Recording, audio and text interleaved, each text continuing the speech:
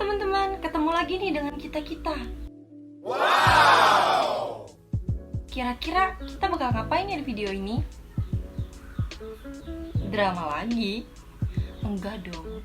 Di sini kita bakal jelasin secara serius teman-teman. Nggak pakai drama-dramaan lagi, langsung aja. Nah, kalian harus dengerin dan tonton video ini sampai habis ya, supaya ilmunya bermanfaat buat kalian juga. Ditonton ya. Eits, tunggu dulu. Sebelum masuk ke materi intinya nih, aku mau ngajak kalian dulu flashback. Boleh dong ya? Nah, flashbacknya, masih inget gak sih kalian kalau pada kondisi normal persilangan monohibrid menghasilkan rasio fenotip yaitu 3:1 atau 1:2:1 pada generasi F2-nya. Sedangkan pada persilangan dihibrid akan menghasilkan rasio generasi F2 dengan rasio fenotip 9:3:3:1. Ayo, masih inget nggak? Coba. Oh masih, alhamdulillah ya teman-teman. Nah, FYI nih teman-teman, tahu nggak sih pada kenyataannya tidak semua persilangan menghasilkan rasio atau perbandingan fenotip yang sesuai dengan hukum Mendel loh. Pada beberapa kasus persilangan dihasilkan rasio fenotip yang menyimpang dari hukum tersebut. Wah, apa ya sebabnya? Nah, hal ini disebabkan oleh beberapa gen atau alel yang berbeda yang saling mempengaruhi pada pembentukan fenotip, teman-teman. Nah, teman-teman, meskipun demikian, aturan dasar pada hukum Mendel tetap berlaku ya pada pembentukan genotipnya. Artinya, penyimpangan rasio fenotip ini sebenarnya adalah modifikasi dari rasio fenotip hukum Mendel yang biasa. Sehingga, hasil rasio fenotipnya dapat dikatakan sebagai penyimpangan semu hukum Mendel. Jadi nih ya, nanti kita bakal lihat bahwa yang berubah cuma rasio fenotipnya, sedangkan rasio genotipnya tetap sesuai hukum Mendel. Oke teman-teman, langsung aja kita masuk ke materi intinya. Jangan lupa ditonton sampai habis ya teman-teman. Check it out. Penyimpangan semu dibagi menjadi 5. Yang pertama itu adalah atavisme. Atavisme merupakan interaksi antar gen yang menghasilkan filia atau keturunan dengan fenotip yang berbeda dengan induknya. Nah, contoh dari kasus yang sering kita temui adalah pada jengger ayam. Macam dan jenis jengger ayam dibagi menjadi 4. Yang pertama itu adalah pial sumpel atau walnut, pial biji atau pea, pial bilah atau single, dan pial gerigi atau rose. Selanjutnya adalah contoh dari atavisme. Diketahui parental pertama yaitu pial gerigi disilangkan atau dikawinkan dengan pial biji akan menghasilkan gamet pertama R besar P kecil dan R kecil P besar, sehingga akan menghasilkan keturunan pertama yaitu pial sumpel.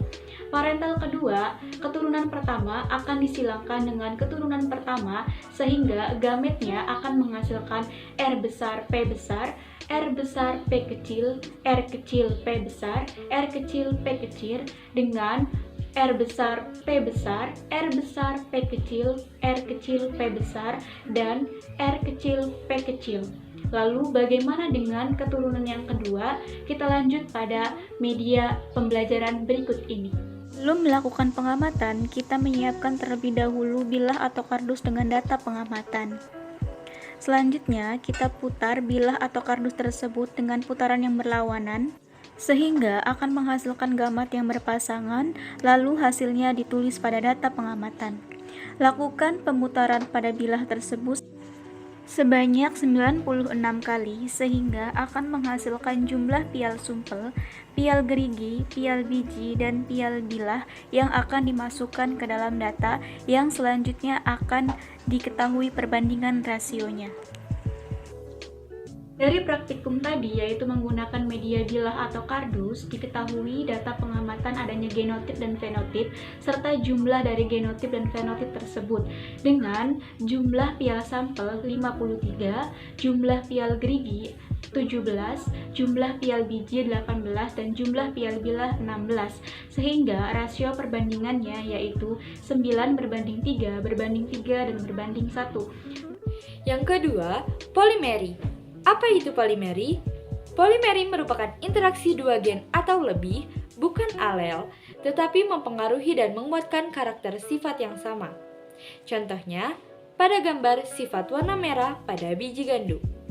Warna merah tersebut dikendalikan oleh pasangan alel dominan resesif yang terdapat pada dua gen yang berbeda lokus. Warna merah akan muncul apabila terdapat alel dominan di salah satu atau kedua lokus dengan gradasi merah yang berbeda. Dapat dilihat pada gambar, terdapat genotip warna merah dengan dituliskan M besar 1 dan M besar 2, untuk warna putih M kecil 1 dan M kecil 2. Untuk contoh lain dari polimeri adalah pigmentasi kulit, tinggi badan, dan juga pigmentasi iris mata. Adapun hasil dari persilangan gandum ini telah dilakukan praktikum sederhana dengan baling-baling yang terbuat dari kardus. Berikut merupakan diagram persilangan warna gandum merah dan warna putih yang diperoleh dari hasil praktikum yang telah dilakukan.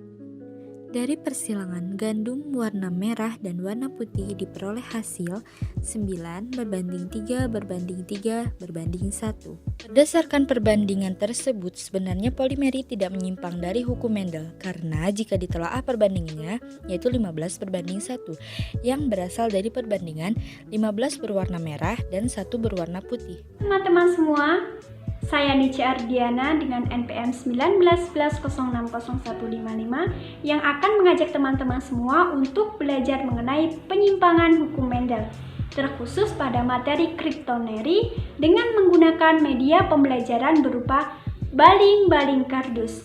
Sebelum kita masuk ke dalam tahap media pembelajarannya, kita perlu tahu nih, apa sih yang disebut dengan kriptomeri?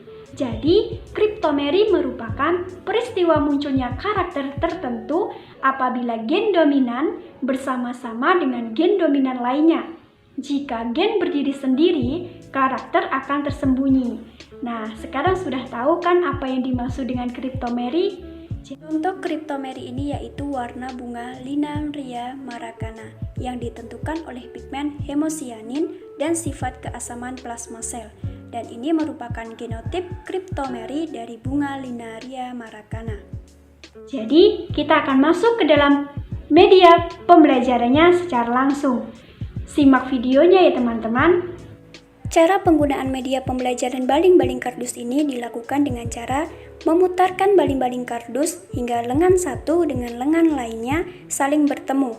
Kemudian, catat pada kertas, yang pertama itu ada A besar dengan A kecil, B besar dengan B kecil. Selanjutnya, lakukan pengulangan tersebut sebanyak 16 kali dan catat hasilnya di atas kertas. Dan ini merupakan hasil persilangan yang sudah saya lakukan dengan menggunakan media pembelajaran berupa baling-baling kardus. Dan yang selanjutnya adalah epistatis dan hipostatis. Apa itu epistatis dan hipostatis? Merupakan suatu peristiwa ketika gen yang bersifat dominan akan menutupi pengaruh gen dominan lain yang bukan alelnya.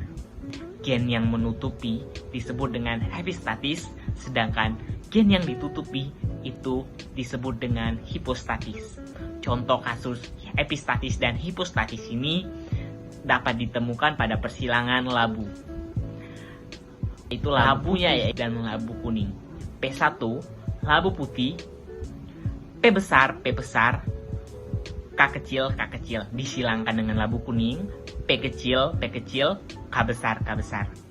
Dan menghasilkan G1 pada labu putih yaitu P besar, K besar, dan pada labu kuning P kecil, K besar.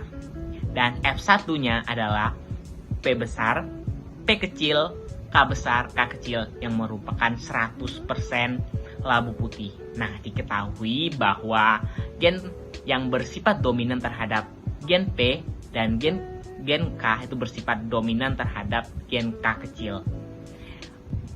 Nah, pada tabel sebelah dapat disimpulkan bahwa fenotipnya yaitu 12 banding 3 banding 1. Penyimpangan hukum Mendel yang kelima yaitu gen komplementer, yang merupakan interaksi antara dua gen dominan berbeda alel yang saling melengkapi untuk memunculkan fenotip tertentu. Apabila salah satu gen tidak muncul, maka sifat yang dimaksud tidak akan muncul. Contoh persilangan pada bunga Latifus odoranthus yang terdiri dari gen C besar sebagai pembentuk pigmen warna, C kecil tidak membentuk pigmen warna, P besar membentuk enzim pengaktif, P kecil tidak membentuk enzim pengaktif. Pada tumbuhan Latifus odoranthus, warna bunga ungu hanya muncul jika tumbuhan tersebut memiliki gen C besar dan juga P besar sekaligus. Artinya, warna bunga ungu akan muncul jika tumbuhan tersebut membentuk pigmen warna dipengaruhi oleh gen C besar dan membentuk enzim pengaktif dipengaruhi oleh gen P besar. Jadi, bisa dibilang bahwa gen C besar dan P besar saling melengkapi. Jika tidak mempunyai salah satu dari kedua gen dominan C besar dan P besar, maka akan menyebabkan tidak terbentuknya warna ungu pada bunga Latifus odoranthus atau bunga tersebut akan berwarna putih. Percobaan gen komplementer menggunakan 2 botol yang diisi air.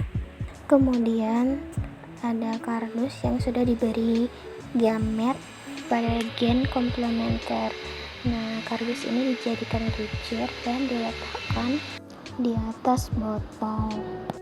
Kemudian kicir diputar satu sama lain hingga muncul gamet dan menuliskannya pada tabel yang sudah disiapkan. Nah, ini adalah hasil dari kali percobaan kicir dan didapat analisis fenotip yang muncul. C besar P besar sebanyak 59 bunga berwarna ungu, C besar P kecil 19 bunga berwarna putih, C kecil P besar 15 bunga berwarna putih, C kecil P kecil 3 bunga berwarna putih. Jadi rasio fenotip ungu berbanding putih adalah 9:7. Nah guys, jadi gimana nih? Sekarang pasti sudah paham dong tentang penyimpangan hukum Mendel. Ada 5 penyimpangan hukum Mendel, ada atavisme, kritomeri, polimeri, epistasis, hipotesis, dan juga gen komplementer. Nah, semoga video penjelasan tadi dapat dimengerti dan juga bermanfaat. Terima kasih juga karena sudah menonton video ini.